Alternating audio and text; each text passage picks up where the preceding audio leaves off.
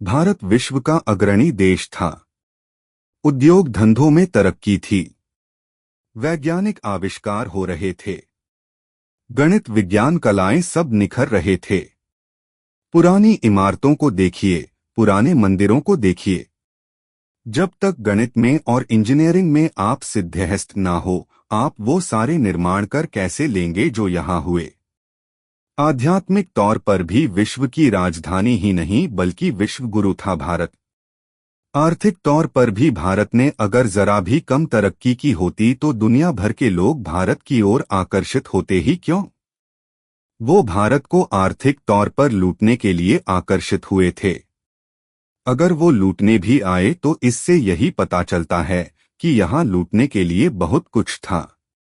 जो बहुत कुछ था उसका निर्माण किया गया था, रचा गया था, उसे कमाया गया था। भारत को महान अगर कहने में रुचि रखते हो तो खुद महान बनो। तुमसे ही है भारत की महानता। भारतीय अगर महान नहीं तो भारत महान कैसे हो सकता है। बहुत महान लोग हुए हैं इस धरती पर। धर्म का गुरु रहा है भारत। विज्ञान, गणित और संगीत का भी गुरु रहा है भारत। भारत महान था उन लोगों की बदौलत। वैसे लोग होंगे तो भारत महान होगा, नहीं तो नहीं होगा। फिर यह तो कह लोगे कि इतिहास में पहले भारत महान था, लेकिन यह नहीं कह पाओगे कि भारत आज भी महान है। आज भारत को महान बनाना है तो अपने भीतर लोहा पैदा करना होगा। हमारी व्यवस्था में पार्षद के ऊपर विधायक होता है, विधायक के ऊपर मुख्यमंत्री होता है और मुख्यमंत्री के ऊपर होती है जनता यानी आप। कलेक्टर बेचारे को वैसा ही चलना पड़ रहा है जैसी हमारी जनता है। व्यवस्था को निर्धारित करने वाले चंद लोग नहीं हैं, वास्तव में उस व्यवस्था को निर्धारित करने वाला जनसमूह है, जनसामान्य है, सड़क का आम आदमी है। अगर भारत को फिर से महान बनाना है तो जनता को महान बनना होगा। तुम जानते हो बिल गेट्स, सत्य नडेला और सुंदर पिचाई जैसे लोगों को। हमने उनकी तस्वीरों के साथ ऐसे बहुत से उद्धरण देखे हैं जो शायद उन्होंने कभी कहे भी नहीं होंगे, लेकिन कोई फर्क नहीं पड़ता क्योंकि हमारे भारतीय शिक्षा तंत्र में यह बात गहराई से बैठ चुकी है कि यही लोग सफलता के प्रतीक हैं। क्या ये लोग सफल हैं? बिल्कुल। क्या ये प्रेरणादायक हैं? बिल्कुल। लेकिन क्या तुम्हें उनकी हर बात, हर आदत, हर सोच को अपनाना चाहिए ताकि तुम बिल्कुल उन्हीं जैसे बन जाओ? नहीं। प्रेरणा लो पर सिर्फ वही अपनाओ जो तुम्हारी अपनी कहानी के लिए मायने रखता है।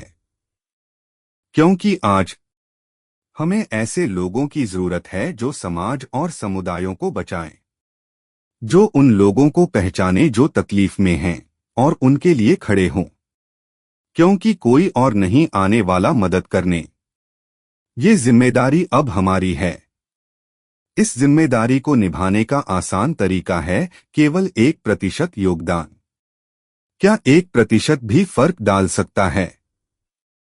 आइए देखें कि अगर हम सभी अपने समय का सिर्फ 1% उस कार्य में लगाएं जिसे हमें हासिल करना है, तो उसके क्या परिणाम आते हैं।